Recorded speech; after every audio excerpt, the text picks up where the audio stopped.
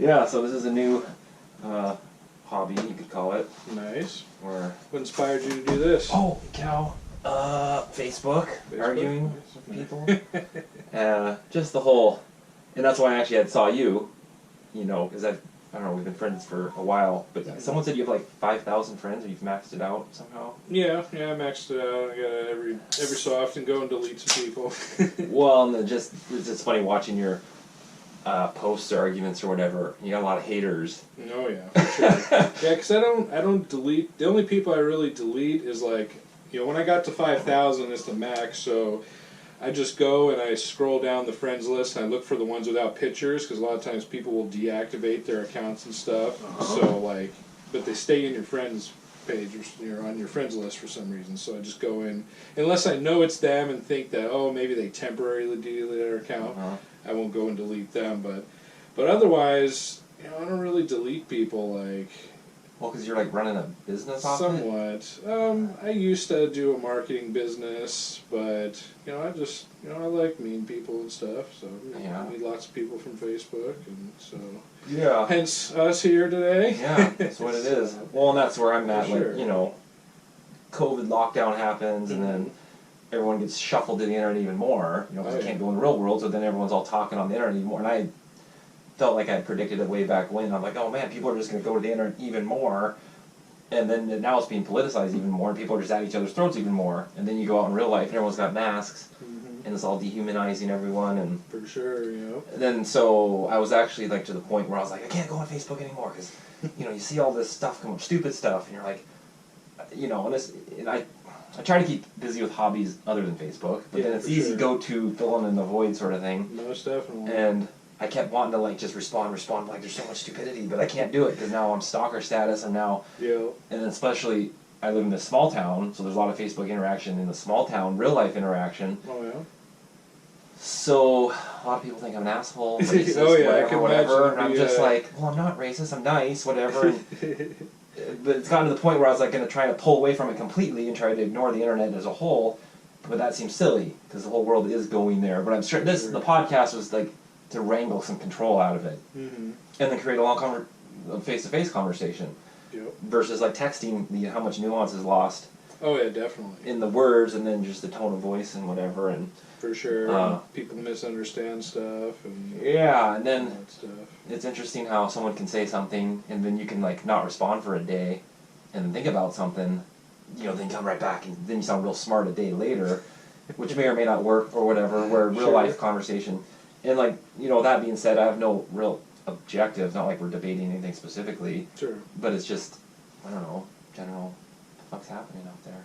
Yeah, most definitely. Yeah, biggest thing is people. It's one thing to be opinionated. I don't block people for being opinionated. Unlike some people out there will block people because they don't agree with their opinions, and that's one of the things that's actually made social media so strange these days, is because people can't take other opinions than what they think themselves or what the media tells them or whatever.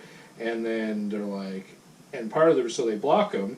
Well, now they only have friends that agree with them, with the exception of old long-term friends or whatever that they'll put up with no matter what. But for the most part, you get this sounding box that just you're saying something and everyone agreeing with you or whatever. Yeah, it's the Facebook echo chamber. So exactly, that's what I call it. Exactly, and so it's a little different with my friends list. The only time I really block someone is if they're just really being just nasty and vile and not even saying anything of any relevance at all. It's just nasty name calling. So all right.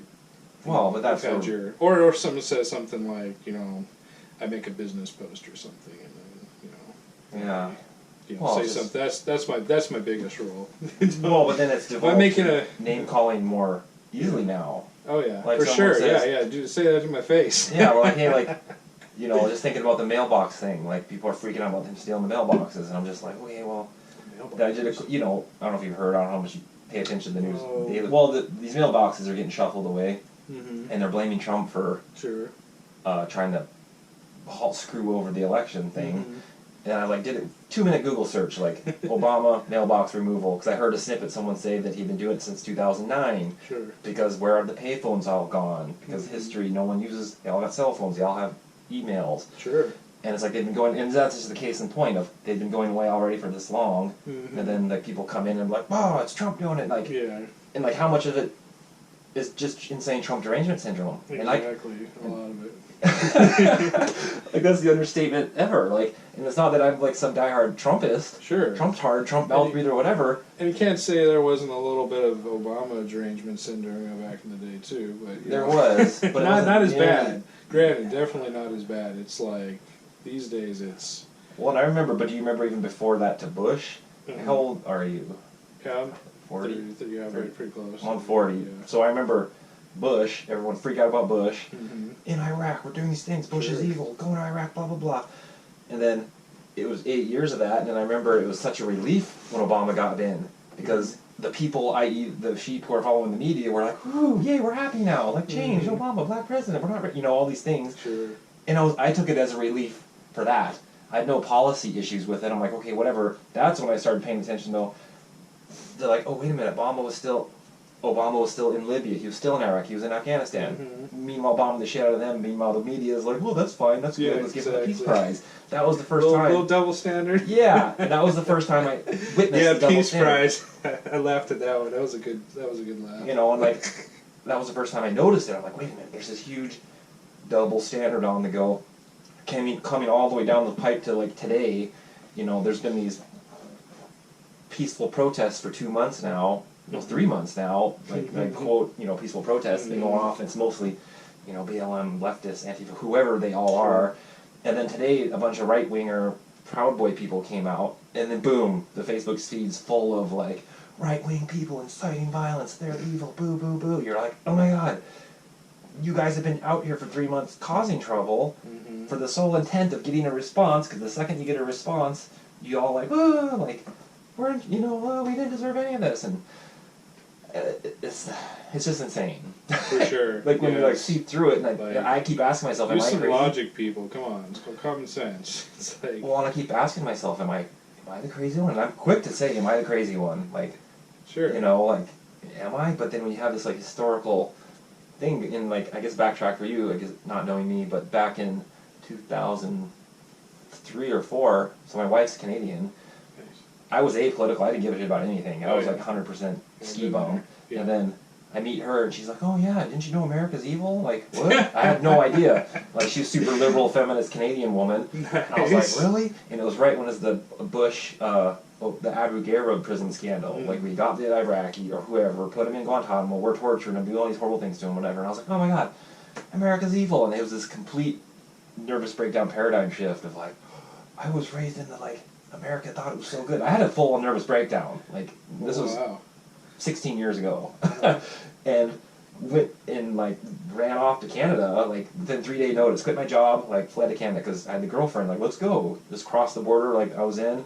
Lived there for 7 years. Nice. And so, but about 3 years into that, you know, having gone there.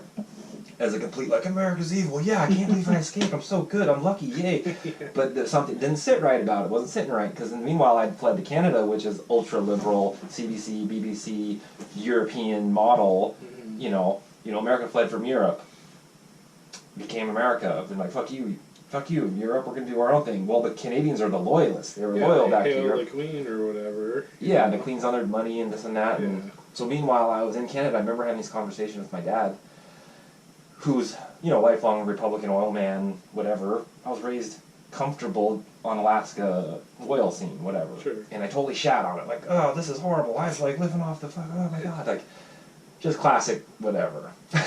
So meanwhile, I'm in Canada, and my dad's like, whatever, he's like, I can't say that I'm right, but all you can do is just start reading the other side, like, and I literally, I'd go to like National Review, which is like, I don't know if you know, it's conservative news. It's just a website. Okay. And it's pretty, what's the word, academic. It's very respected academic type stuff. It's not like, you know, people diss on Breitbart or Blaze or whatever. Anyway, this is 15 years ago, and I started reading it every day. And I would just read it to get mad. I was like, oh, wow, I can't believe they think this. Oh my god, I can't believe they think this. And then slowly over time, like, oh, wait a minute, that kind of made sense. Wait a minute, and it took a complete, like, paradigm. I had to deconstruct my logic, and then it, like, dink, then there's a final, I can't really say what the actual final, oh, well, I could say kind of close. You know, final, like, nudge to red pill myself was one of these, I don't call it, it wasn't a meme, it was a list of, like, all the things why George Bush was bad. He's bad. It was like 50 items. Like, he went to Yale, he was a C student. He did this and he was that. Just like a bunch of weird opinion talking points. And I remember sending it to my dad, like, look, Dad, Bush is an idiot. Like, sorry, I'm spitting on you. It's all good. Getting excited. Look, Bush is an idiot. Isn't this right? And he just goes through it. He went through every single point by point. And just like little 2-sentence paragraph response, like, nope, that's actually misinformation because of this. This is because of that. Look, this is because of that. Gave it a full, and he said it took him a couple hours to do it. And I read the whole thing, and it literally deflated every single point. And I was like, oh, wow, like, that was just complete bullshit. Like, you know. Did that list come from that website you were talking about? Or no, it was just a random okay. thing, right? Sure. Just like coming off Facebook memes or whatever. And I just remember that, like, every single point. Well, it comes to like today, like you got these random memes coming down the pipe, sure. And like that's where I feel like I've done enough critical thinking enough to where I can even like hold a conversation or whatever. But reading the memes, I can like pick it apart in 2 seconds. Actually, I want to do an entire segment in general just called Meme Madness, where I go through them and be like, this is what it says. This is why it's dumb. Like they're all based on, they're all like smug implications based on like naive assumptions. Like, they have an assumption of something that's wrong, then they make a smug implication based off that assumption, then post it like, yeah, this is what it is. And you're like, that's just not right. And it's not like trying to assign some foundational truth.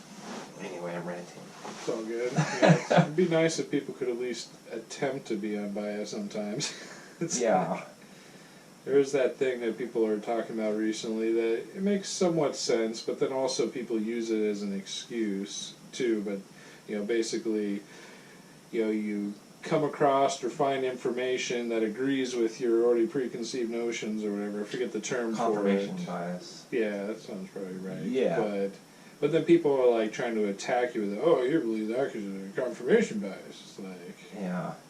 Oh yeah, okay. Well, it's like Fox News is a perfect case. Yeah. Like, you know, you have CNN, NBC, ABC, BBC, all say the one thing. Then there's little Fox News over here, and everyone's like, boo, Fox News, it's evil. And you're like, well, they're giving you information, they're talking about this stuff, and they always turn out to be right a lot of the time. Like, then, I mean, you have the predictive, say something's happening, then they predict what's happening and then what's going to happen. Then there's the event has passed, then the news is telling you what happened, right? So you could also be, it could be just a long con, like, oh my god, Fox is screwing me over, you know, they're lying every step of the way.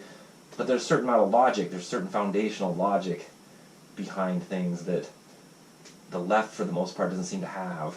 And I've kind of been going on the theory that for everything, like, literally the left accuses the right of doing, it's what they've actually been doing. Yeah. It's like a simple filter of, like, you know, it started with the Russian Gate hoax, like, boo, Trump's in bed with Russia and Putin, whatever, with like the Michael Flynn, and you know, Michael Flynn was in the picture with Putin, and he got paid $50,000 to talk. Well, like it was a month before that, Clinton was there, got paid $500,000 to talk to him, and like they're all bed this way. And then there was the impeachment thing.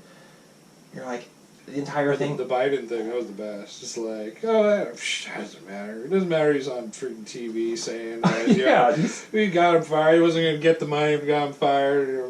Yes, like, it literally was. Okay, isn't that what you guys were just whining about forever? 100%. That was the crux of it. And then you like nominate him. Great. They didn't want to go after him because Biden wanted him fired because the guy was going after his son. The guy was going to investigate the son. He said, we got to get him fired. It was literally exactly it.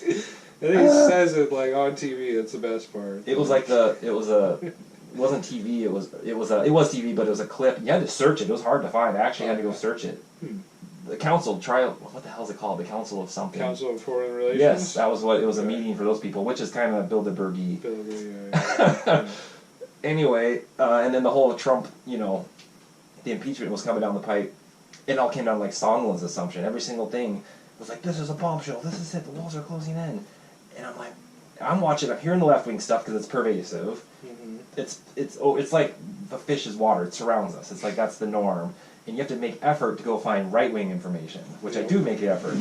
Most people don't make the effort. They hear the left-wing stuff, they don't search to the right, and that's your job, is to kind of like fish out the truth out of that. And sure. Meanwhile, the right wing was saying, no, this is not working, this is fake, they're lying, da, da, da, and it all came down, and then it all fell apart. Then, the left then blamed A.G. Barr, like, oh, Trump we didn't get him, but A.G. Barr, he's corrupt, and he didn't push the issue, da, da, da. They just like keep moving the goalposts, perpetually. And it's exhausting when you see it happening. For sure. And I don't know what there's to do about it. It's, I guess, vote or whatever. But then the election's going to be fucking nuts. Oh, yeah, definitely. It's like, either which way. Sure. Kind of back to what I was saying earlier, is like, when Obama got in, it was like this breath of fresh air. Like, whew, everyone fucking chilled out. But if Biden gets in, it will be kind of a breath of fresh air, but then they're going to lock down and put everyone in face masks for fucking a year straight. And whatever. Or they'll, instantly, say that he's not fit for office, and then Kamala, or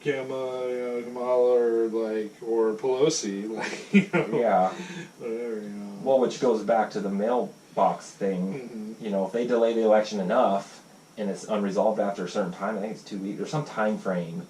If it's considered unresolved, it bumps to Pelosi. Like, she could be president if it's all fucked up based on them insisting on, they're insisting on doing the mail-in voting, for COVID purposes. It's like, well, you can do all this other shit. You can go riot in the streets, and that's perfectly fine. Like, as long as you're like burning shit down. It's only perfectly fine if you're, liberal or something.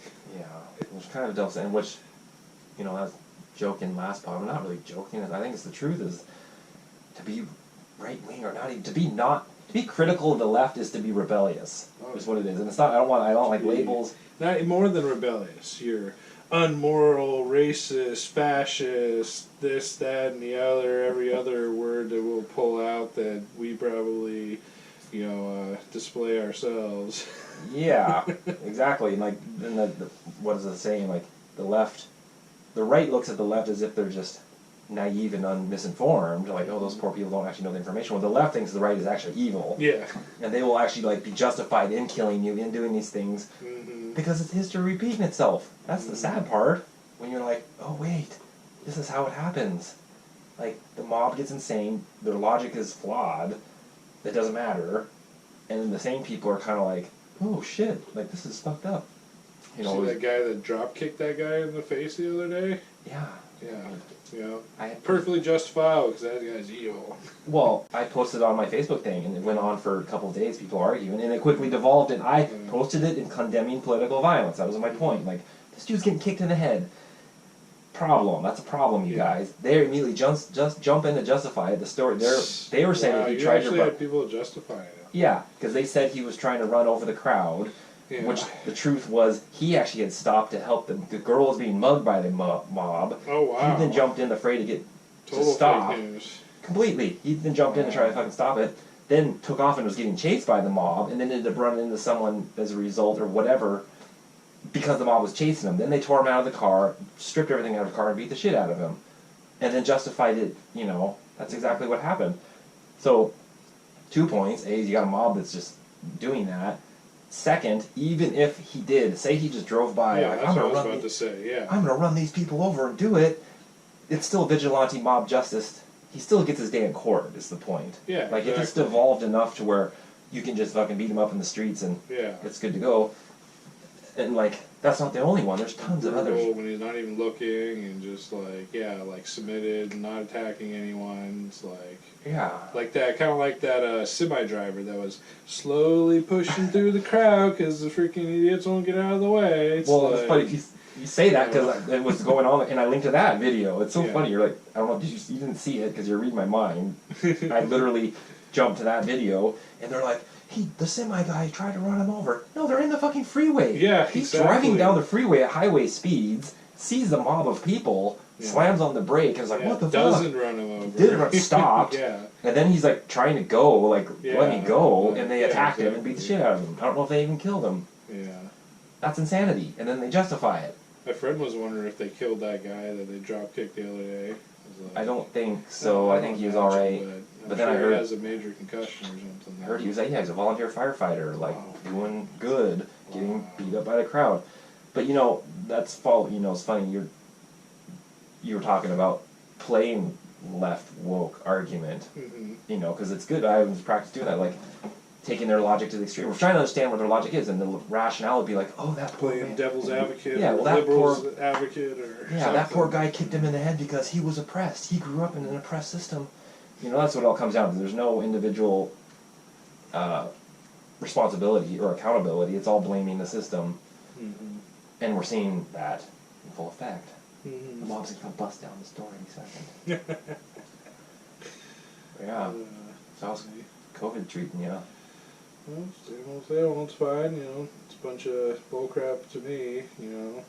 Yeah. But, you know, sure, of course, it's an actual virus, and, you know, sure, it's, seems like not much of a coincidence that just recently the federal government lifted the ban on making viruses more deadly. Oh, yeah. And yeah, and so not too long after they did that, you know, they got the, you know, Fauci and the research people at whatever university was, you know, doing all these modification tactics and stuff, and you know, and then started working with the Wuhan lab. Oh yeah. And but then one of the biggest things that really woke me up to it is just literally days before. So this thing supposedly has a 14-day incubation or whatever, or up to, or something like that, right? Well, it was posted, Event 201, did you see that? Was posted just like 10 or 11 days before the first confirmed case in Wuhan. So what's Event 201?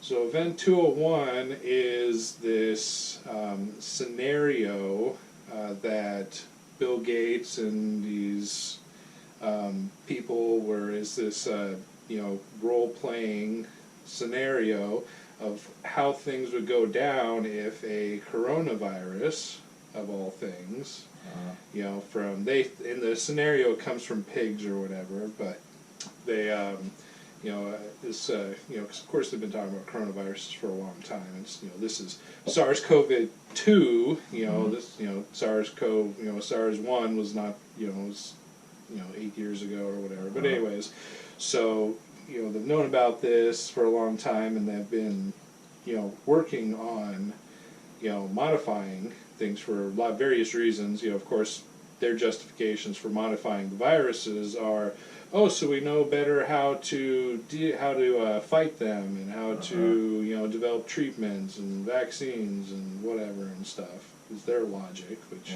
you know, but playing God is pretty stupid if you ask me.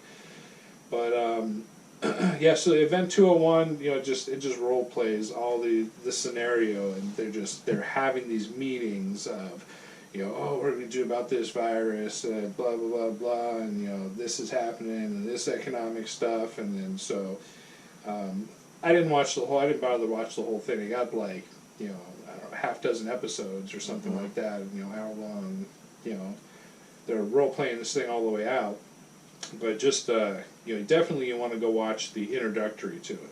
You know, it's enough to be like, you know, with the timing and everything, it's just, you know, granted they were, of course, production time. They're working on it for months and months and months, but of course, you know, a modified virus doesn't happen overnight either.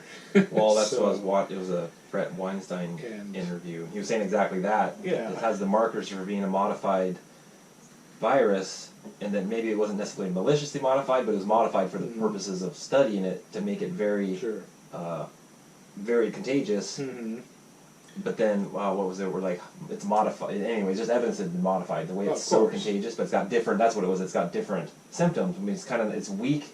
Yeah, in its evolution. I was about to say. Luckily, we're just at the beginning of knowledge of modifying stuff. So they didn't do a very good job yet, but this is the practice trial run, you know, which, you know, for the big stuff that's going to be coming, you know, wait till they make, you know, super pestis and super, you know, Ebola and everything else. That's, you know, it's going to make this look like child's play, and that's part of the reason why they're trying to make this so, so harsh on trying to, mask up and be productive and all this stuff because, like the movie Contagion and stuff, it's, one of these days it's going to be serious. This, this luckily is not serious. This is, for the most part, a bunch of BS, but... Well, I think about, how, Trump's presidency, it was Russiagate, that was discredited. It's now it's fact that it's a hoax. We know it. We know it, but the people still don't think it is, or whoever. Then the impeachment was a hoax. And then the coronavirus, I think, whether it happened by intent or not, it fell into the Democrats' lap in terms of, like, we can attack Trump on this. Yeah. So now, just their critiques of Trump's response was just so ridiculous. And day one, Pelosi's like, go down to Chinatown, like, yeah, exactly. Go do whatever, like, it's fine. Like, Trump's being a xenophobe, he's being racist. Exactly. And I think I told a story in the last podcast how I literally went to Tucker Carlson and I was like, what does Tucker Carlson think about coronavirus? Because I was skeptical, but he had been right along all the time. He's like, this is a problem. Like, very first one, you can go find it. He's like, this is a problem. Meanwhile, everyone else was saying this isn't a problem. Biden saying this is a problem. I wouldn't have been like that. Then Trump sides, he finally, we got to lock down China. Then when he finally did, then they're like, you didn't do it fast. It was an instantaneous moving of the goalposts, like, on a day-to-day record that was insane. Like, do people not remember yesterday or the day before? Like, it's so insane. Like, they're trying... I don't know if it is Trump derangement or if that's a symptom of some deeper... Oh, it's definitely something. Deeper. It's they have agendas, and they're going to use and twist and do anything they can to try to move forward their agendas. But I'm thinking, like, even the average person, the average consumer of the news... Sure. I guess if they're only picking up the stuff... Yeah. But if CNN says Pelosi thinks he's being xenophobic... I just think it's incredible. But they're a professional news organization. Everything they say must be right. I had the guy saying that exact thing. Really? When I was in the talking about the guy getting kicked in the head. He's like, next time use a reputable news source and maybe I'll believe you. I'm like, oh my god. And he's a Canadian who goes by CBC. And CBC is basically akin to like NPR. It's the exact same level of journalistic integrity, but they think it's the absolute truth. Kind of like Democracy Now! You ever listen to that? Barely. Brutal. Yeah. Comes on every day here in Girdwood at 5, and you listen to it, and you're like, whew, and people like think it's the act. It's like this is the truth cutting through it all. But yeah, the Trump's response, and it's like, I always think people's politics, national politics, is like a symptom of people's individual psychology or trauma or whatever, and that's what I feel like. Not to say it. I'm like super smart, but I feel like it's arguing with toddlers, like, or I've broken a couple people down, and I'm like, okay, I'll chase their logic. They post something on Facebook, chase their logic chase a little more, like, okay, what about this? What about that? And I'm already 3 steps ahead of them, and then it gets down to it, like, and they're like, boo, I just hate Trump. That's their answer. I'm like, oh, that's not a very good answer. Can you just say that at the beginning? Save me some time. Or, they say they were traumatized. I do that. Shocker, shocker. Yeah, like, I'm like, you guys are basing all your daily, and you're so angry. Like, I think I'm a happy person. Exactly. That's the main thing. They're like, I didn't like Obama, and lots of things he wasn't doing I really did not like, but I didn't necessarily hate him. Yeah. It's like, and come even on, if you do recognize media by it was not hatred. It wasn't like they'll say that there was. They're like, oh, those right wing. Those country hillbillies down in Alabama, they hated him. I'm like, okay, they might have, I guess. Some of them did. Yeah. But then the percentage, for sure, of people that just absolutely hate, or even, I don't know, what liberal president did we even have, like, before Obama? Clinton. Bush okay. Clinton. Yeah, Clinton. Yeah, they loved him. Oh, yeah, I guess. Yeah, you could call Bush liberal. I'll be okay with that. Yeah. But anyways, so Clinton, of course, I don't know, he was just a big old playboy or something. I don't know that he did. I don't know much about it. I was very apolitical like you were at that time. It's like, I could care less. So I don't really know what I'm sure he did some messed up stuff, but now the point is, you didn't have Republicans out there hating him. Yeah. Tearing down the streets or whatever. Is back in the news with Epstein's pedo island. Yeah. And now there's this new hashtag Save the Children, which is good. Like, we don't want kids getting kidnapped at Pedo Island or whatever. But now the same liberals who are against Trump are now attacking that as if, we don't really need to worry about that. Like, racism's more important. Like, well, we can do a mini. Well, we'll do mini. What's the word? Meme madness. Okay. I just pull memes. I pull memes out of Facebook and I save them. Oh, okay. And there's so many. Sure. It's just like, let's see. I don't even know which one's next. This is all a surprise. Oh, this one. I'll just read it to you. See your response. Just 12 U.S. billionaires. This kind of changing the subject, but I'll work back and we'll just hit a bunch of subjects. We'll do 3 or 4 of them. I'll just get your off-the-cuff response. Just 12 U.S. billionaires now have a total of $1 trillion. If you earn $40,000 a year to make $1 trillion, you need to work for 25 million years. That seems like a lot. Sure. In the last days of an empire, the exploitation of the workers is complete, and the level of inequality is unfathomable. And stop. What does that mean?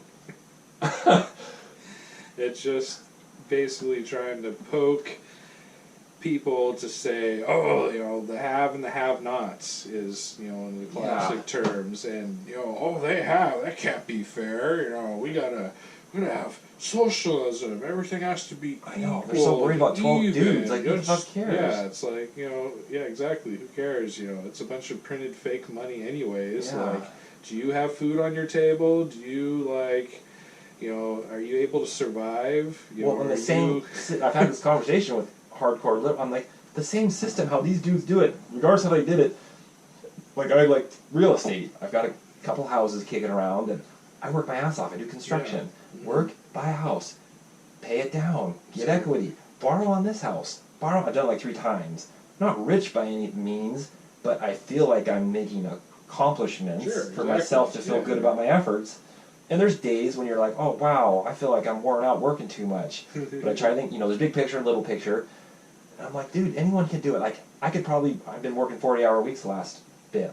I'm allowed to work 80 hours if I want. My boss will pay me 80 hours a week if I want. I don't really want to. Sure. Like, not that I'm lazy, but I'm trying to do a work-life balance. Because I have done the 8-hour work, and it's kind of the value that you make more, Sure. Anyway, that's the point. It's like people just want to fucking complain because they don't want to work. Exactly. They're like, you... And entitlement. That's one of our society's biggest problems these days is entitlement. There's been so much given and so much for nothing, and people, we've had a whole generation of at least a whole generation of entitlement, and that's one of the biggest things. People don't understand the value of work anymore, and it's stupid when there aren't abilities out there to work, like the breakdowns of, what's the war city? Is it not Chicago? Detroit. The war city. The war city. It sucks. They don't have the ability to work and stuff because things got shut down. And I actually seen this great ad the other day. I shared it. I was on someone's page, and there's this black Republican lady that's running for whatever position for Baltimore, and she's congresswoman. Yeah, I watched that. Good stuff. And it's like you got all these liberal cities that have been just run into the ground because they're just all about spin, spin, spin, give, buy the votes, and it's just. It doesn't work. It's not logical. You can't run a society like that. Just like you can't run your household like that. You can't run a government and a society like that. Fortunately, And it's like I like a safety net of some sort. It's like I'm not crazy libertarian. Like nothing. Sure. Like I agree. I've used unemployment. I've used. Sure. At times I'm aware of the safety net, but I like hard work, and I actually like work. And it makes me feel good. So it's not like, and I understand some level of. You have to have some government. It's not like... to a certain extent. Definitely way more than we need, though. But that's me. I'm way more on the libertarian side than you, I imagine. I'm there, then they'll argue, well, how are you going to get your street paved? You do need police. Who pays for the police? There's certain levels of actual... versus, living in the woods with nothing. Yeah. But, that's a whole debate right there, and I don't have any answers for it. It's just that it's very theoretical. Yeah, exactly. So, next one. This is also theoretical. oh my God, I just realized, of course, God is a woman. That's why the Bible is an entire book filled with men explaining what she said. All right. I don't know what that even means. Yeah, me either. I mean, sounds funny. Because it's a bunch of dudes that's a problem, like, talking, so she's assuming they're dudes explaining what she said, whatever that means. Yeah, I don't know. That's supposed to be just a joke. It's not really, I don't think there's any profound knowledge supposed to be gleaned from that one, per se. Yeah. Alright, speaking of knowledge, I think schools should not open until they recalibrate the system to tell the true history of how we all got to this point. Huh. Interesting. Which point is this?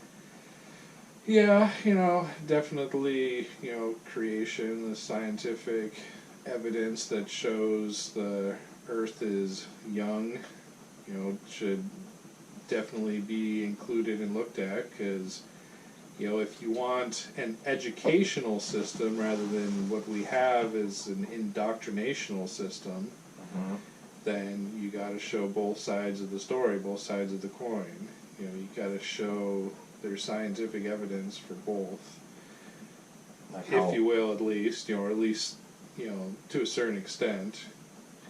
I'm definitely, I'm very anti-evolution, and when you really look at it, as much as I have, definitely, and that's kind of my whole point of view.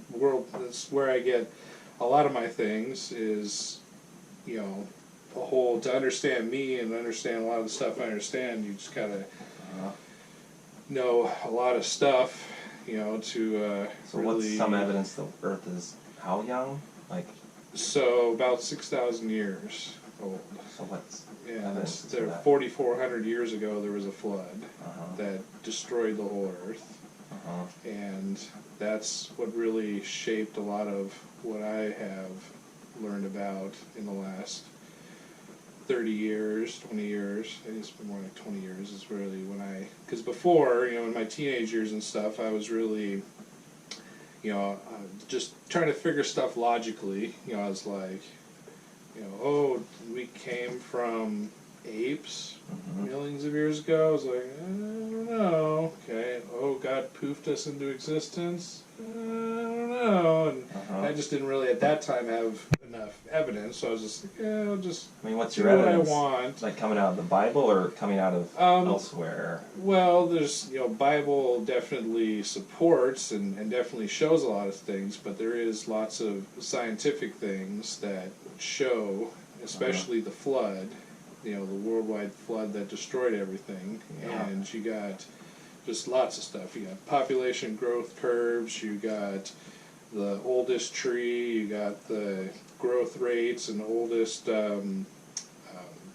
coral reefs, and you got the growth of the deserts, and you got, lots of stuff. If you had these deserts growing for millions of years, and if you had the coral reefs growing for millions of years, and you heard of trees growing for Randall millions of Carlson. years. He's all about, there's tons of evidence for the massive flood. Sure. And his theory, not this is necessarily 4,500 years ago, but it was the last ice age, like 11,000 years ago. The Earth was covered in ice, and it got blasted by a meteor. Sure. And you go around all of the world, and there's tons of crazy, huge volumes of water. And it's interesting because archaeologically, archaeology came along, and it started, because it was very against the Bible. The Bible was this thing for a while. The archaeologists were scientists, and whatever answers led to supporting the Bible, they turned away from. And they're like, oh, fuck it, there's no big flood, that's stupid. And that's carried on till very recently, to where now there's actually tons of evidence. The archaeologists have their timeline, they say, but now there's tons of actual evidence. It's crazy. You fly over Washington, Yakima area, you can see these huge ripples across the entire desert where the water came across. And then these huge horseshoe in Montana or wherever, huge horseshoe shapes ripped out. It was you look at in the show's a parallel picture of Niagara Falls, what it looks like, and you show this thing, it's 100 times bigger. And it's just all in the theory that yes, there was a great flood, and there was, the flood, in terms of biblical, there was life was going on before that, and the flood came along. So the Bible, I agree that it has historical reference points. For sure. I mean, I don't know how much they go into carbon dating, whatever, the Bible. Yeah, speaking of, carbon dating, 99% of the carbon dating is rejected. Just kind of like what you were saying is the archaeologists will reject what they don't see that fits their, evolutionary narrative. Oh, that can't be right. We've proven evolution. The theory that we've proven, and same thing. So carbon dating, most of it's rejected unless it fits their thing. You carbon date a living being, or carbon date something that your chicken bones from last week. You're not going to get a week long or whatever. You're going to get millions of years or whatever. And it's, I can't speak to that. I don't know the details of that. Yeah, something to look into. But yeah, But back to you're definitely, I agree with the whole. So the Great Flood was one of the biggest misnomers, and people try to set up their straw man and say that the Great Deluge couldn't have happened because if you rain for 40 days and 40 nights, the friction from the rain is going to heat up the atmosphere so much that the world's going to cook, which is absolutely true. Yeah, and it's true. But the problem is they're assuming that the water that it rained for 40, they're assuming that enough water from came from the sky to flood the earth. That's not where the water came from. It says right there in the Bible, and then lots of scientific facts back it up, that the water came. It says when the Great Flood happened, the fountains of the great deep broke open. So God made the earth with water underneath. It didn't rain before the flood either. So all the water came from underneath, and fountains and springs and mist and dew. Like we're familiar with mist and dew in Alaska. It can be wet out there, especially here in Girdwood. Most northern rainforest in the world, it doesn't have to rain to be wet around. Yeah. But anyway, so when God basically sent an ice meteor for the Great Flood.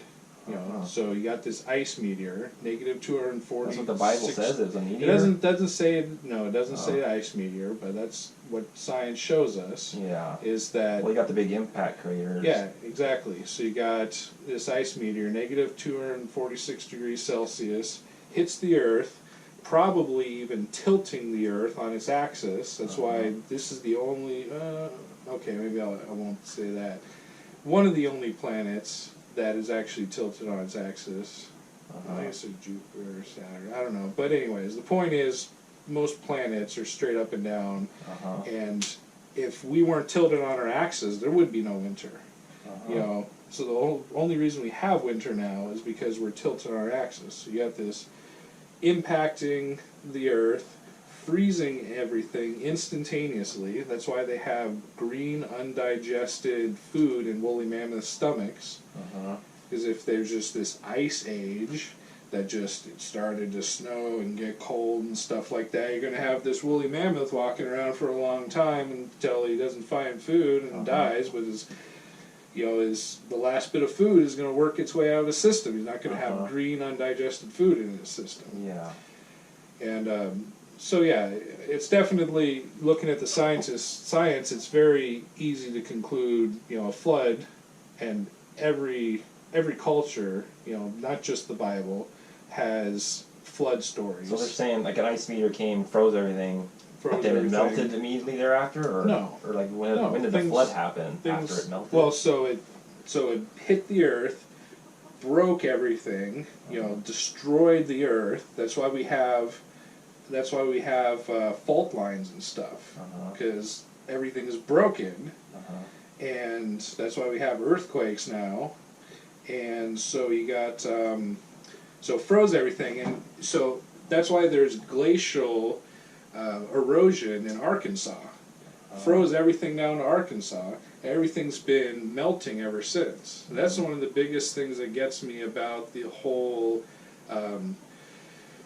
save the planet, Green New Deal, global warming, we're causing all this stuff. You go down to Seward, just like Obama did, and go to exit glacier, and as you're walking up to the glacier, you can see, 1,800 mile, they got these posts for here's where the glacier was in 1800 and 1850, and as you're walking on the trail, you can see all this stuff. Well, how was man, heating stuff up in 1800, and how did the glaciers in Arkansas they also melt, from our bad fossil fuel using and everything. Well, up on the North Slope, they do all these well platforms out in the water. If you go down to 300 feet, there's permafrost down to 300 feet under the water, because the water used to be down because it was all frozen. How do you get frozen ocean? Well, the permafrost is under the dirt, under the ground. So there's ocean, then dirt, then there's permafrost under the dirt, under the ocean, because it's been insulated by the ocean. It won't freeze now, because the water used to be at that level, 300 feet. And then they also found, it was in BC, a fire ring 300 feet, like someone camping on the beach, 300 feet down, where the old beach used to be. And it goes exactly to your point of 300 feet and over whatever time it was versus we're worried about 1 foot now. Exactly. Based on all these reasons, and that's ridiculous. Yeah, so, and maybe evolutionists... Sorry. I have to pee real bad. Okay, cool. Let me pause. Break. Pause for the God. What were we saying? Something about... So global warming. So global warming, and, that's my biggest thing with it is... I'm all for not polluting, not having all the crazy chemicals and stuff that they use and stuff. Some of that stuff is good to a certain extent, but to destroy people's lives and the big thing is it's an excuse to be able to tax people more and take people's property over things and take, the whole, what they think the Robin Hood thing is, give from the rich or take from the rich and give to us to be able to control. Well, that's not Robin Hood, never mind. But anyways, so, the whole point is things have been melting for the last 4,400 years, and things are going to continue to melt. Yeah. And it's, having more carbon in the atmosphere actually makes things greener and healthier and stuff too. Yeah.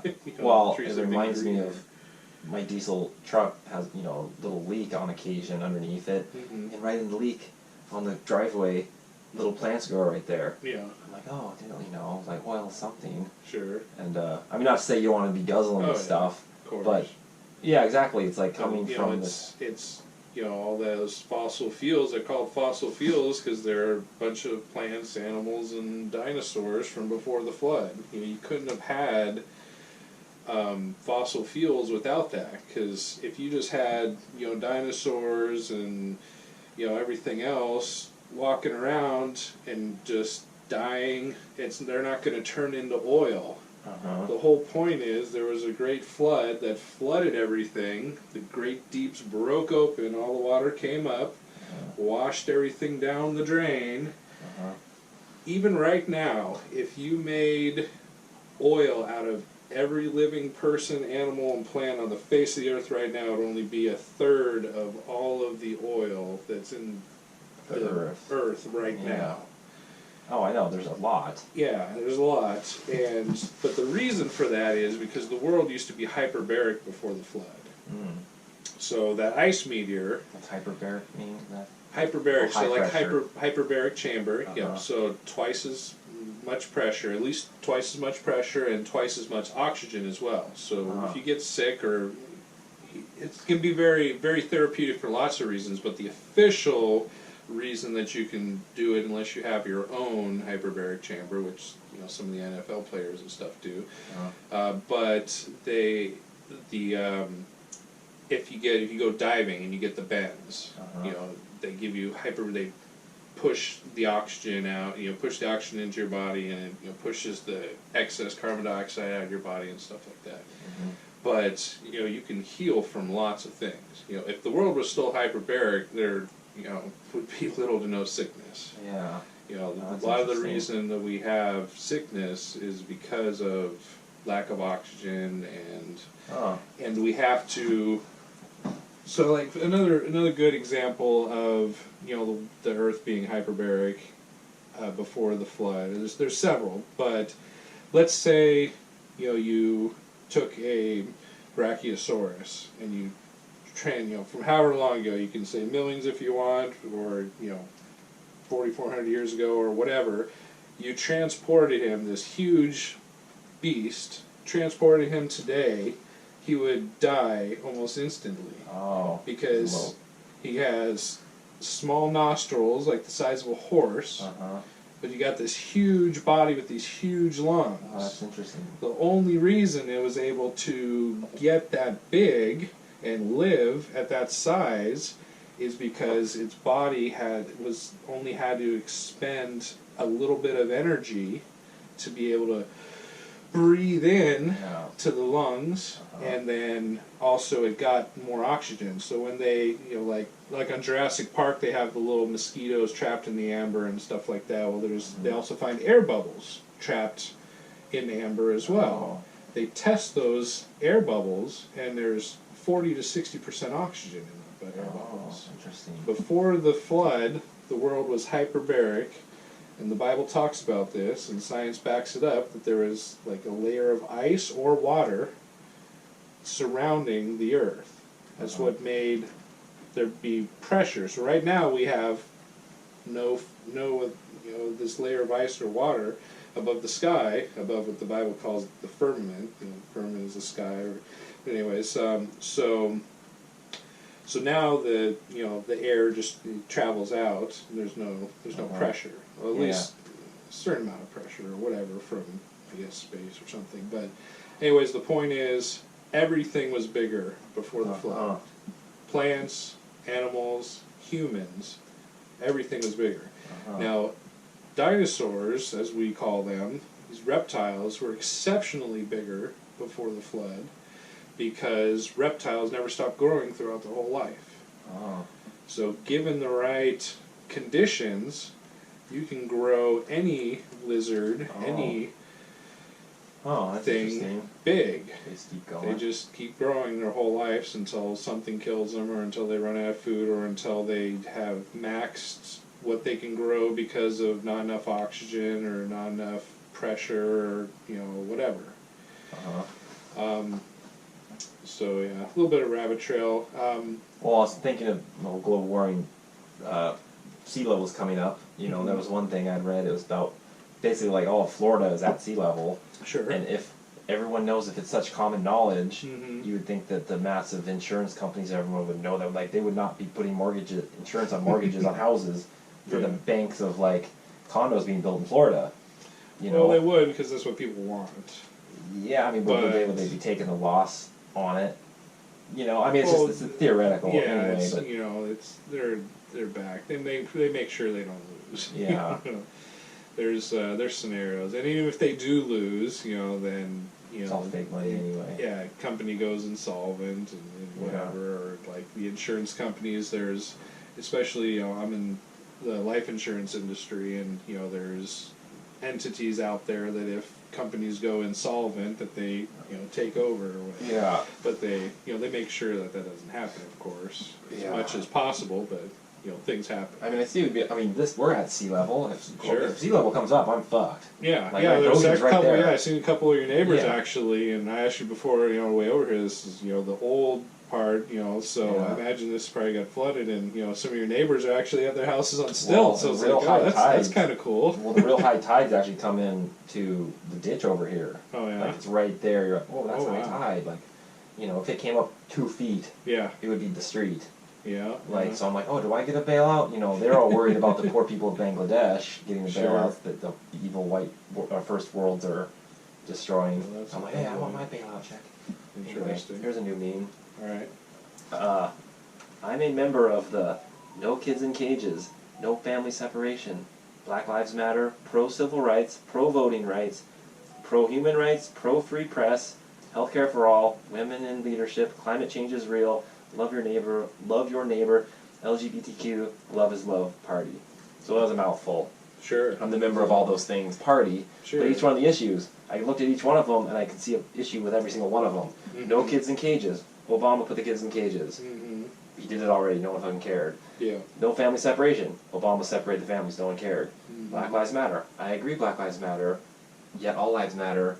Mm-hmm. You know, but Black Lives Matter, this is a rabbit hole in itself, like the numbers of people actually shot by police out of last year, 53 million police interactions.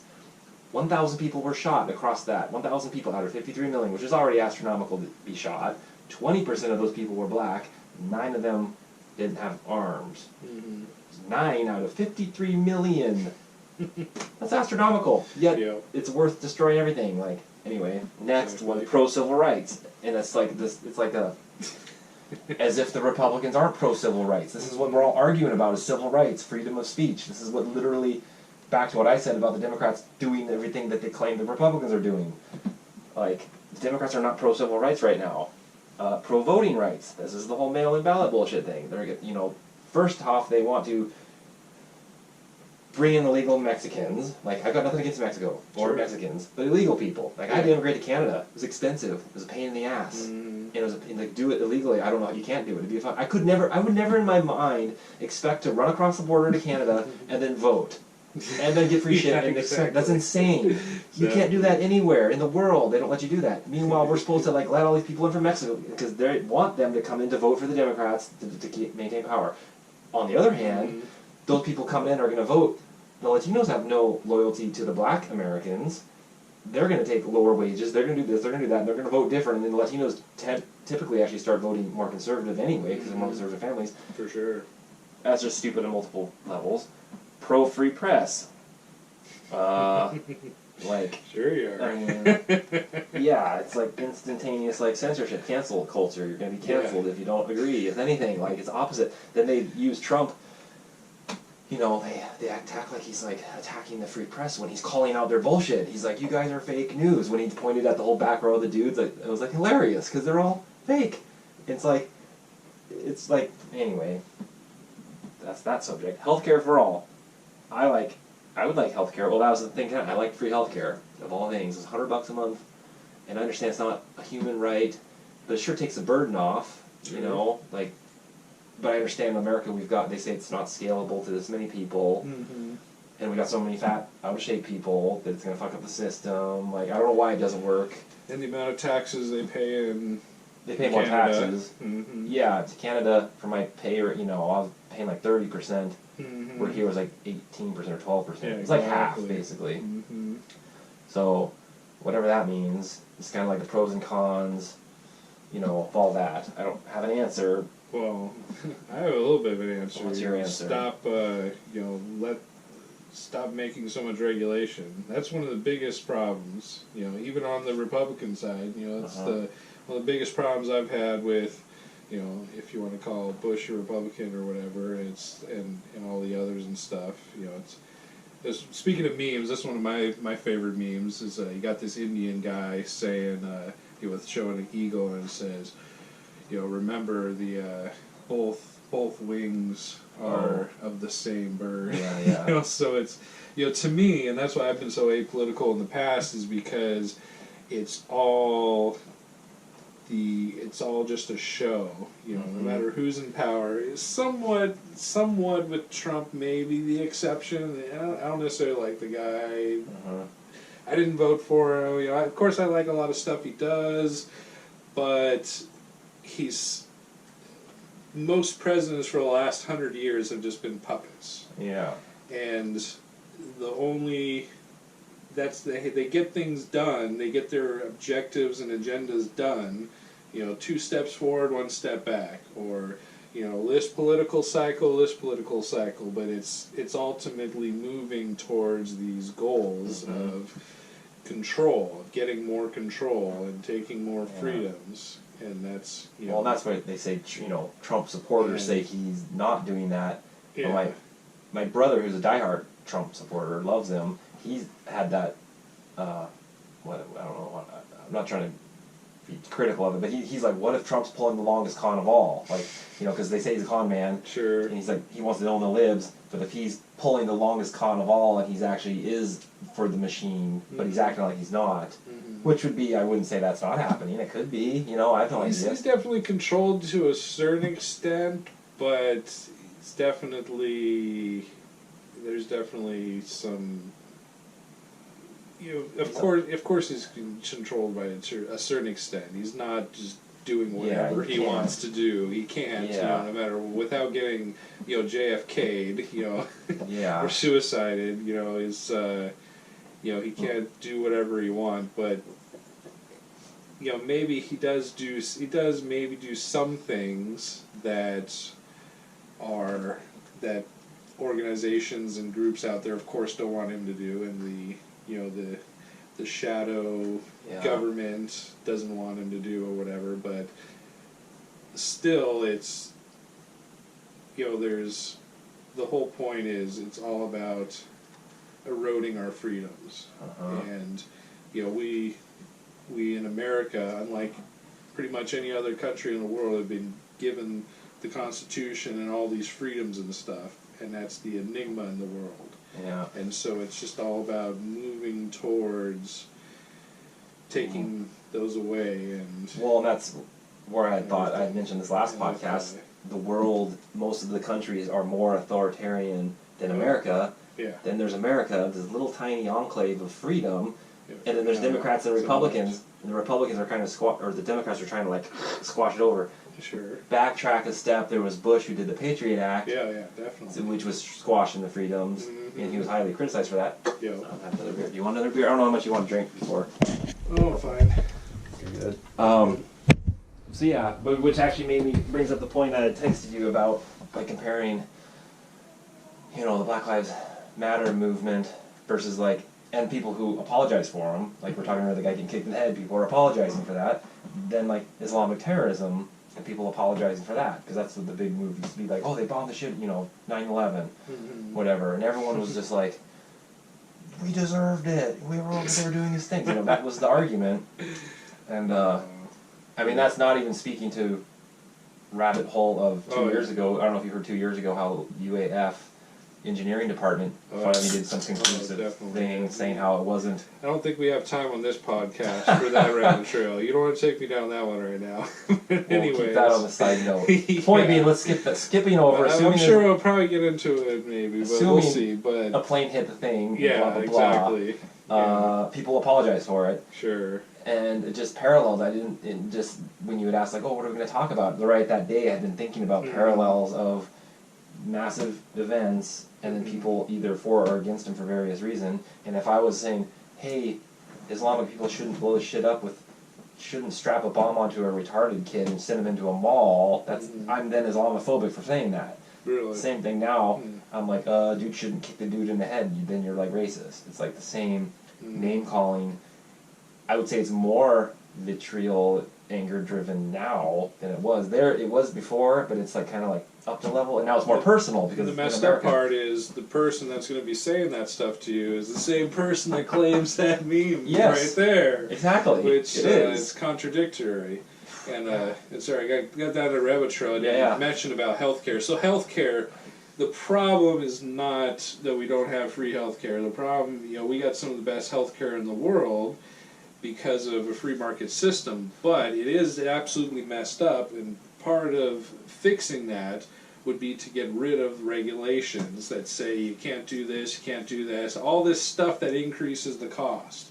Yeah. The cost of, you know, so I recently went and had a kidney stone, and, you know, they did absolutely nothing but, you know, an x-ray, and then they kind of like twisted my arm to make me get a CAT scan, and you know, that's all they did. You know, I was there for a couple hours, and they gave me a little pain medicine and $10,000. That is not. There's no logical reason for that. It does not cost that much stuff. And if you allowed people, you know, true free market system, which we don't really have anymore, if you you know, if me being a person, being a free person, wanted to go buy an X-ray machine or go buy a CT scanner and wanted to charge whatever I wanted to charge, it would be extremely less than that. So that's my libertarian side coming out. Well, I never even really thought of that. Yeah, exactly. And so, because you got to be a doctor apparently to run the machine. Exactly, yeah, and to diagnose people and to practice medicine and to do all this other stuff. That is absolutely one of the most regulated industries in America is the healthcare system, and that's exactly why prices are so high. Well, didn't Trump last week do something with insulin? Yeah, he got the price down. But that's a symptom. He's trying to cure a symptom. It's just like our medical system does now. They're in the death care system. They're in, you come in because you're dying. They're not into healing you. They're into giving you drugs, which drugs is... So the whole reason a drug is a drug is because it's able to kill a certain amount of lab rats and people if you give them too much. But you won't let people heal people with things that don't kill things. So you're not allowed to give people too much vitamin C, or you're not allowed to give people... too much, that stuff that works for COVID. Exactly. Even though it's, I thought it was proven to work. Granted, yes, with that stuff you can give people too much, but the amount that you give people is just so ridiculously too much. But the whole point is, people should be able to take and do what they want. We let people take and do drugs if they want. And that's, part of the, one of the things I was thinking I'd come in here and, be a liberal advocate. Well, liberalness in its, purest sense of at least the word would be to let people do what they want, libertarian kind of type thing. You don't, let people live their free life, Granted, drugs are bad stuff, and the point is, when you're infringing upon other people, that's one thing, of course. Of course you need rules and laws and stuff for when you're infringing upon someone else. But, if you want to cure yourself, or if you want to help someone else cure themselves, and they're doing a waiver, and they're, whatever else. But are we ever going to go to that, or work towards that? No. Because the system is rigged. But anyways, Well, it goes back to, the dude getting kicked in the head. It was actually part of a meme. It wasn't a meme, it was just a post from a person that was comparing BLM to the KKK. You're like, oh, evil KKK, saying BLM's like a terrorist group. And they're like, boo, no, the KKK's bad, they're a hate group. It's like, yes, no shit, we know it's a hate group. We know that. KKK's bad. Everyone knows that.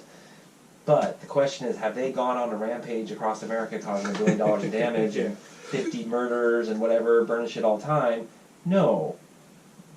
Two different things, and that's not defense of the KKK, yes, but that's the whole point of America is, and that's where I was getting on this Facebook flack. They're like, but the KKK, they want to kill the Jews, they want to kill, sure, in their head they can think what they want, and they can say whatever they want, but the second you start infringing on other people, it stops. They can't, they don't. BLM is infringing on everyone right now, and no one fucking cares. And I'm not saying don't like their message, yes, Black Lives Matter, yes, everyone's equal, yay, we got it. I thought it was established when we had a black president for 8 years. I literally thought racism was over. I was like, yay, America's great. And then everyone acts like it's been this known thing in the last 3 years that Trump somehow turned back the clock 200 years, and I'm just like, it's just Trump derangement syndrome, which goes back to the hydrochloroquine, or whatever, how you ever say it. Trump could literally say, I like a bright hydrochloroquine. He could say, I like a bright sunny day. I like the sun. It's sunny and nice. I like it. Because Trump likes it, they will then hate the sun. They're like, no, the sun's bad. Don't you realize the sun is causing global warming? Don't you realize the skin cancer. Trump must like skin cancers. Trump, exactly. That's how it is. This is the level of discourse we're dealing with. And it's a bit much. For sure. It's lack of discourse. It's like dealing with it's partly you're shooting fish in a barrel, but then the fish are like fucking scolding you, like, you're a fucking, you're like, that was a mixed analogy, I don't know if it really worked. It's like, that at least that's a good term they came up with, Trump derangement syndrome. But even before Trump, Michael Savage coined the term liberalism is a mental disorder, and it's unfortunately it's true. It's like they won't let themselves, for the most part. There's exceptions to the rules out there. There's some people out there that will try to let themselves, as much as humanly possible, be unbiased. And sure, you can have opinions and stuff, but it's like people won't, for the most part, especially liberals, they are just so staunch on the greater good. The Green New Deal is the greater good. It doesn't matter if the lady that's trying to say it says, we need to stop all air travel and cars and planes, and everyone needs to be vegan, and guys need to drink their own piss and whatever else. Yeah. It's like, it doesn't matter because it's the greater good. Yeah. It's, Well, this kind of bumps, there's another meme, goes back to the healthcare a little bit. It's a picture, then Jesus said, I can't heal you for free because that's socialism. And there's a picture of him, like, doing something. It's funny, I've been seeing these liberals and stuff, these days. I just had a debate with a guy the other day who's trying to say that Jesus was a socialist. I'm like, he's like, oh, look at the Sermon on the Mount or whatever, and let me see if I can try to remember what the actual thing was over. But the guy wouldn't take like any, I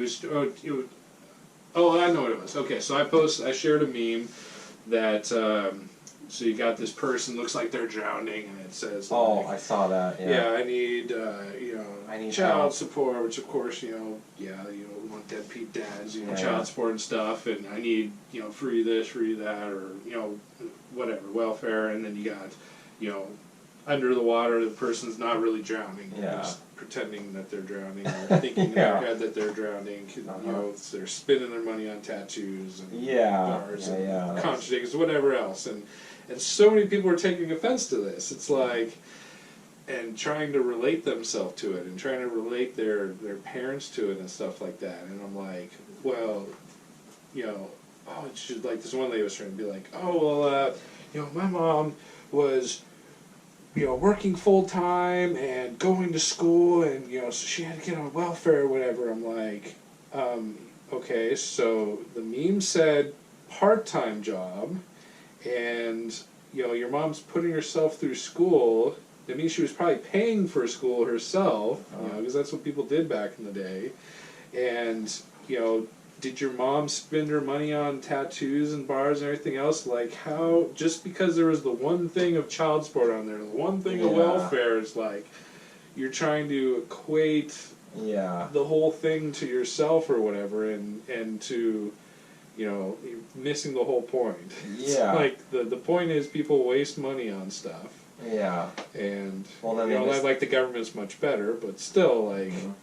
The whole point, just missing the whole point, trying to be offended by it. Well, it's like they missed the point on purpose. To be offended by it. And then I got into that because this guy was trying to say, what would Jesus say about that meme? I was like, let me think about this one. And so I pulled up some verses for him, and it was like, didn't want anything from the Old Testament, didn't want anything from the epistles, and Paul, he's been very debated for all this time and stuff. He wasn't an actual disciple and blah blah blah. I was like, at first I was like, before he said all that, I was like, well, the guy that Jesus appeared to on the road to Damascus, and had him start his churches and stuff, had this to say, if Jesus didn't agree, I'm sure he didn't agree with Paul or any of us 100%, but if he didn't agree with the guy, he wouldn't be appearing to him, on the road to Damascus and, making all this stuff happen in his life, if he didn't agree with him. But still, so he was like, just wanted me to find red letters only. What did Jesus say? So I found him some stuff, and, You know, he didn't really like what I had to say, you know, about what Jesus said. You know, of course he didn't talk a lot about money and stuff like that, because there's more important things to talk about, so he didn't bother with that for the most part, but he just really wanted me to look into, the Sermon on the Mount, this is, you know, that's the thing. Jesus is preaching socialism, and that's... Well, they like try you to can't pinpoint. be Christian and not be socialist. Yeah. That's their new thing these days. It's been recent. There's actually been a lot of weird... Well, which goes back... I mean... They're hijacking. They like hijacking. You know, intersectionality? You know what intersectionality is? Like, it's what the woke mob... It's their cult. It's the base... That's the foundation of their cult. Because I theory that... Because religion has fallen away, you know, everyone's gone...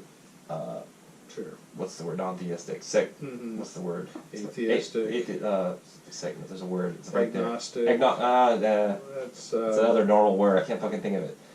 Non-theistic in general. Religion has fallen to the side, but to fill the void, you've got this intersectional stuff, which is basically political correctness run amok. And I said this in the last podcast. I'm repeating myself, but I think it's still fucking true because it's talking exactly what you're talking about. It's just everyone's identity is the religion, and the more you were oppressed by whatever things, imagined or not, the more your opinion has value, you know? So if you're a white man, you're up here, but if you're a chick, or woman, I shouldn't say chick, there I go, I'm a white patriarch calling them chicks. Oh my god, they're right. If you're a woman, you got more... If you're a strong, independent woman, like South Park says. Yeah, but if you're a black woman, you've got more more opinion than a white woman. If you're a black woman, last time I used with one leg, you got more, you're oppressed. The more you're oppressed, the more, and it comes down to historical norms of who's been oppressing who, which, then I was talking about, back to like Islam and stuff, they say that they were so oppressed, that's why they need a religion to do their thing, but that's what you were talking about, is just, this is the new religion. And that's why they're talking about religion all the time now. They're like tweaking it and morphing it and like making it like their new thing. But it's like they want it. They don't know what they want. Sure. And I'm not even saying it's like a pro Christianity. It's just something. Of course they're trying to fill it with something. Yeah, definitely. And it's coming out in the politics and the frustration because people don't have any individual like satisfaction of their day. For money, they just find reasons to like, why am I unhappy for this or that reason? Oh, Trump, and Trump's such an easy target. I'm unhappy because of Trump. You're like, oh, that's a weird reason to be unhappy. Like, I don't know why that would affect you. So I didn't get that intersectionality thing you were talking about. Or whatever. Oh, it's just a term. It's just the intersection of your identity politics. Like, oh, okay. So, it's like political correctness. It's just saying.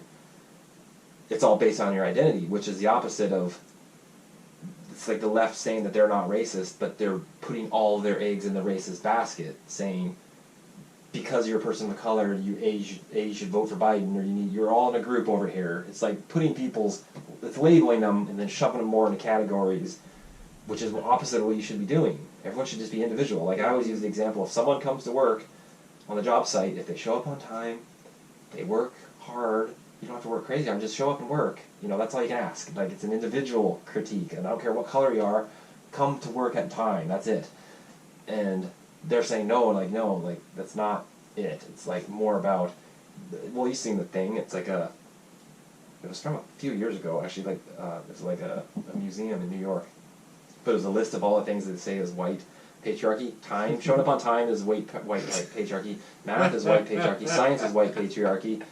All these things, wow. And this is the logical extreme they've gone. Like since everything, math 2 + 2 does not always equal 4. It's only white men say it equals 4 because they created math.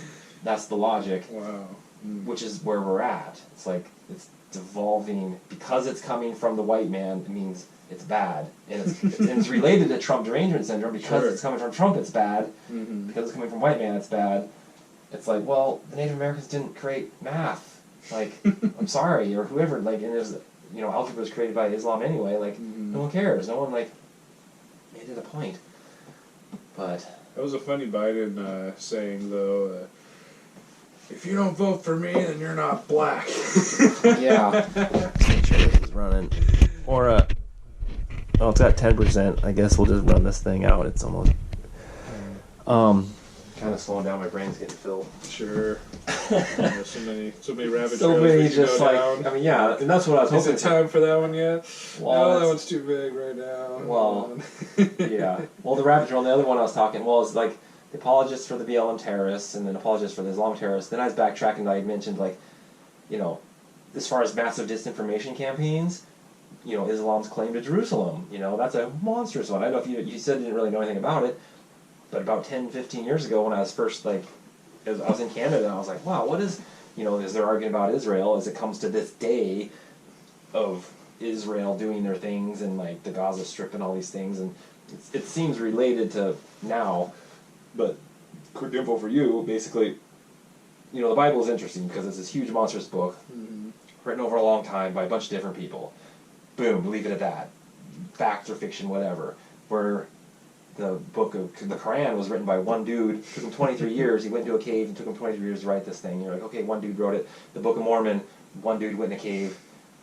He was copying he copied the function of. It was the exact same formula how he came up with it. You know, it was Muhammad talked to Gabriel, and then Joseph Smith talked to Moroni. Either way. With the special glasses and the special tablets, couldn't be found. Yeah, and then, well, South Park. Gotta love South Park. You beat me to it. I was about to say South Park. I'm always like, dumb. Well, backtracking Islam is equally dumb. He wrote the book because he was trying to copy, this was in the year 623, or 615, the people of the book were the Jews. They had a book that they followed, and for truth or not to it, it created economic stability for them, and they were dominating the area, doing their thing. He's like, I want to be like that, so he wrote a book by divine inspiration, whatever. And when the book first came out, it said, and this was in, they were supposed to pray to, they were in Mecca. Well, there's the kingdom of wherever, it wasn't the Persian kingdom, it wasn't really a kingdom, it was their domain of Muslim domain. And at the time, the furthest temple was Medina. Like, there's an area, or this other place called Jihana, like, so it's this big on the earth. They're like, pray, and then when they first started praying, like, we're going to pray to Jerusalem, like, we're going to pray to Jerusalem just like these guys, because that's cool, whatever. And then the Jews are like, why are you guys praying to Jerusalem? What's your deal? That you have no claim. Why are you doing this? And they're like, okay. So, like, 2 years later, he switched, and he's like, oh, guys, we're not praying to Jerusalem anymore, we're going to turn and pray to Mecca, or Medina, it was. Because that, at the time, was the furthest temple, because in the Surah 17, that was Muhammad's night journey. That's when he went and talked to God or whatever.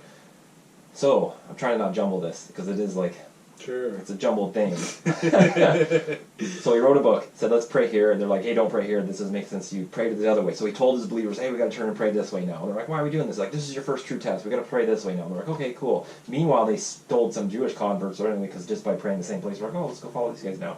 Boom, go back to the year 715, you come up 75 years, the Jews are hanging out in Jerusalem, kicking ass, doing whatever they're doing.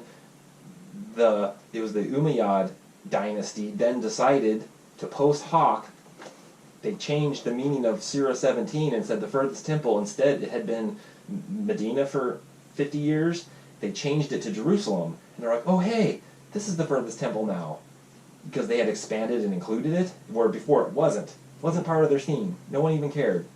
So that was the very first time they're like, oh, we want to pray. So they built their golden thing right on the Temple of the Rock where Abraham did his thing, and they usurped it. They stole it. They moved in and said, we're praying this way now.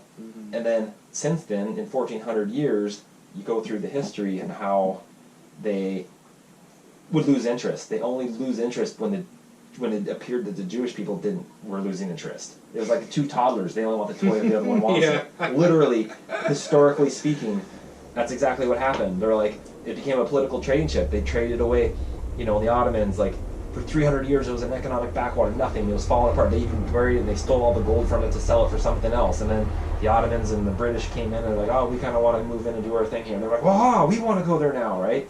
Point being, I jumbled that history, but whatever that means, it's now, as you got today, as you have the media like, oh, the poor Palestinians, this is their thing. No one knows why.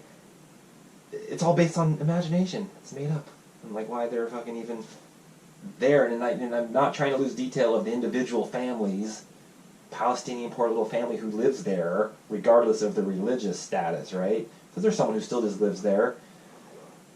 You know, but then on the other hand, you got this entire Middle East, which is predominantly Muslim. You got this little tiny 140 square mile hellhole known as Jerusalem, because everyone's crunched in there. The little Jewish state's crunched in there, surrounded by this like monstrous entity that wants to crush them out. Then they're critical of Islam, like, Israel, because America just pumps all the money in there. Anyway, I'm ranting, but it just goes to show just disinformation campaigns and how it affects policy, and like it's not even grounded in truth. And what does it even mean? It doesn't mean anything. We're just here ranting about bullshit. Pretty much. I don't know what I'm talking about. That's okay. Yeah.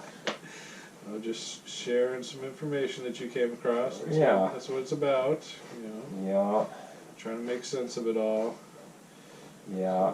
But that was a pretty good analogy that you said about the two toddlers fighting over this stuff. Yeah. And it's kind of interesting too, because the whole reason that there's the feud between, you know, the Arabs and the Hebrews and Israelis is because one guy... Two brothers that came... half brothers, because, you know, this one guy didn't trust God, you know, because he was, like, getting super old, and, you know, God guaranteed that he would give him a son, and he couldn't wait, or didn't trust God enough to figure that, you know, he could do anything, so he went and end up having a kid with his handmaiden. And so that was Ishmael, which was Isaac and Ishmael. Made the Arabs. It made the Arab nation, and he if he would have just, you know, stuck through and realized that, you know, God can make his wife have a kid at 90 years old or whatever, 99 or something like that, and so. On that note, so there's Isaac and Ishmael, and Isaac became the 12 tribes that direction. Yep. And then so back to Mormonism, their logic was that there was a 13th tribe that fled to North America. If you want to call it logic. Well, as they're tied together, that's why it's interesting, because they're like, we went to North America. No, there was a 13th tribe, though. There was... well, they said it was the lost, not say 13th, the lost tribe. It was like the lost tribe, that's their term for it. Okay. But the quick undermining of that is that... And Jesus came to America. Yeah, at the same time while he was in the Middle East. Well, when Columbus, whoever showed up, you know, that evil patriarch, you know, there was no animals from the New World, Old World, and there was no wheels. Yeah. Those two things. So you thought if the tribe had gone there, they would have brought a wheel with them. Like, hey guys, this is what a wheel is. Anyway. So yeah, it's just interesting how we're talking about things from thousands of years ago, like, coming forth, and then they affect our policy and politics and these things today, when we think we're all smart and rational, you know, but it's all just long game craziness. That's Mormonism is. Dum, dum, dum, dum, dum. I like how South Park just hit just hit that on so truthful, like, you know, they embellish some stuff sometimes or whatever, you know, for fun. Yeah. But Mormonism, though, they just I'm pretty sure they just were completely accurate. Yeah. Like, I haven't seen anything that's not. Well, I've read not accurate. the Book of Mormon, and it was a bit much. Yeah, it's like I said it before. It's like an 8th grader wrote it. You're exactly. Like, oh, this is weird.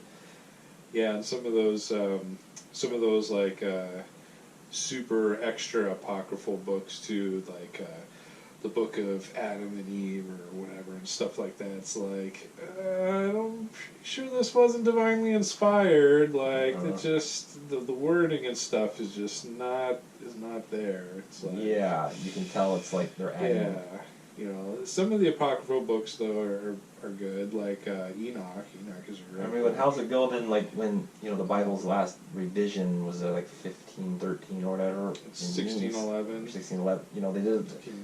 You know, they kick out random books. Like, how do they decide? Like, we don't want these books, the Dead Sea Scrolls or whatever. Yeah. And like deciding what's divinely worth knowing. Sure. Mm-hmm. Like, why? Yeah. Question. Exactly. And then the biggest thing too is the suppression that happened for a really long time. You had the Catholic Church that had the one Bible that people had was locked to locked inside the church, locked ball and chain, locked in the church. Plus, it was only in Latin, so you couldn't read it. And then, so you had to get everything from them telephone game and trust what they were saying was true and stuff. And it's... well, there's that book that was written in the 70s by John C. Allegro, and it's called The Sacred Mushroom and the Cross, and it basically goes back from English to Latin to cuneiform to Sumerian, and the theory is that Christianity came from like a pagan fertility cult, and they fucking eat the amanita muscaria mushrooms. That's where you got like Santa Claus, red and white Santa Claus, and the reindeer sing Laplander psychedelic mushrooms reference. The reindeer, they actually drink the reindeer piss. Yeah, they eat mushrooms and drink their piss. Yeah. But it's just interesting to think, because and that was the theory, is that it was a pagan cult. Mm-hmm. The Romans are like, fuck you, this is too crazy, we don't want to deal, and then they masked that reality into the story of Jesus, Yeah, exactly. Which may or may not have happened. I mean, again, that was a long time ago. Yeah, or the whole zeitgeist thing, where it's like, oh, you guys see the zeitgeist. Yeah, I saw it a long time ago, I don't remember it though. How can you believe in Christianity? It's just a copy of everything else, and blah, blah, blah. It's been happening forever. It's like, okay, whatever, it's so silly. Yeah. But, it's like almost out. Yeah, pretty close. 6%, I guess we could... I just want to catch a wrap-up on tape before it just dies on us. Yeah, for sure. But anyway, yeah. We'll probably just again sometime. So Riley originally, I don't know if you watched that other podcast all the way through or saw it at all, but I didn't finish. I watched half. Yeah, we're babbling along, but he was gonna, and I'm still new at this, so I was going on the theory to make him like the co-host. Nice. And whatever, because he's good just shit talking. Sure. And just to keep the conversation rolling to 3 people versus 2. Yeah. But he came down with COVID today. No. Totally. So that was funny. And I was just kind of like, oh shit. Like, and then he confirmed, he said, no, I got it on Wednesday because he works at in old people homes doing stuff. Oh, so he was in a place, they had it, and they tracked it to him from that day. So he was like, I guarantee it was this day. I'm like, okay. So then I let you know. I'm like, okay. So it was one of those. Does he actually have any symptoms, though? No, he said he's just kind of like, nah, just kind of not much. He's young, though. He's only 22. Yeah, exactly. So, whatever that means. Is he a little lethargic or anything at all? Or? He just said he's kind of like, felt like a cold, and yeah, it was like, because he was going to come down today, and he just failed at the last second. He's like, oh, I got the COVID. We're like, oh, shit. Mm-hmm. And he was actually the first person I met who got it, so it was kind of alarming. For sure. But in general, I mean, I like doing this stuff. Like, I'm trying to do it, like, I've done it now once a week, but then all week at work, I just kept thinking of stuff, like, oh yeah, I could riff on that, like, oh, I could talk about this. As I just pull up these memes, like, you see a random meme, you could talk for half hour on any given thing, and heck yeah. That's the fun part about it, I think. For sure. Instead of, like, anger typing on Facebook, like, you motherfucking idiot, like, and I was trying, and that's why I appreciate back to why I even invited you here, because you always keep it light, you're like, that's what I've done. You have to keep it light. Give people benefit of the doubt and let people have their opinions. Yeah, and then like always attack like them. Try to like make try something to love funny. People. Even if they're enemies, you gotta love them. Yeah, you try to make it funny. You try to make it like what liberals do. Yeah, like I'm not evil. Like that's the problem. I'm in a small town. I swear, as people think I'm evil. I'm just like, well, keep posting dumb shit. I imagine you get a bad like. Well, I see them. I imagine they're pretty liberal. They are. Well, Gerd was a little liberal enclave within Alaska. Sure. And and it was kind of stressing me out. But then I'm like, that's exactly what you're not supposed to do. Is like be still suppressed and not speak out. I'm like, wow, this is actually what feeling suppressed feels like. Mm-hmm. But they're like, if you're not on board with this, then you need to be suppressed. I'm like, well, I'm just critical. It's just critical thinking. It's not that I don't even agree with you 100%. Sure. I'm just not 100% TDS. Not 100% thinking this thing. It's just called making conversation. Mm-hmm. And I say that to my wife. I'll say something, and she's like, "No," starts getting fired up. I'm like, "I'm just making conversation. Like, I might even not know what I'm talking about, and that's why I'm asking you questions. And if you say something, I want to know why you think it. I'm not trying to like be mean and find that. And if you give me a good reason, I'll be like, okay, great. Like, because you can say a bunch of stuff. Like, I'm like, okay, good. That's why you think that. And like the same thing with me. I'm like, what the fuck? Why do we think anything? Like, you can only collect so much information. Yeah, it's one of my biggest things too. When you're talking with someone, people who will get mad at me, even good friends or whatever, it's like, because they're saying something, and then all out of having a discussion, and so all they'll be ranting on this, that, or the other, and then so I'll automatically, even if it's not something I necessarily believe in, I'll take that other side and be like, because how are you going to have a discussion and a debate if you don't have the two sides? Otherwise you're just you might as well be talking to the wall if someone's just going to agree with you. Yeah, exactly. And like, fortunately, that's what people want these days. But it's like you gotta try to look at stuff unbiased in life. Well, and it makes you smarter in the end. Exactly. If I can understand, put yourself in their shoes. Exactly. Yeah. Don't just always think about like you've expressed. Think about what you're saying. Is what I'm saying actually logical or not? Yeah. Like, you gotta always search yourself and make sure what you're saying is logical and true and makes sense. Yeah. That's all I can ask. What else? Then give it up. Well, thanks for coming out. Yeah, for sure. Thanks for having me. Yeah, I think we got a good hour and a half, or something. Good times. Yeah, we'll do it again. I think. Sounds good. Yeah, whatever random friends, tell them if they're interested. Like, I'm kind of open to, like, whoever. For sure. Like, I've got a list of randoms I kind of got out there. Nice. That I'm just kind of, it's just a matter of me making time. Yeah. I'm working full time in the week, and sure. I kind of, like, I've got, I don't know if you went to my channel, but I got a different random shit going, like, running around doing races and shit. And nice. So it's kind of funny. I'm like, oh, going hiking with Bobo.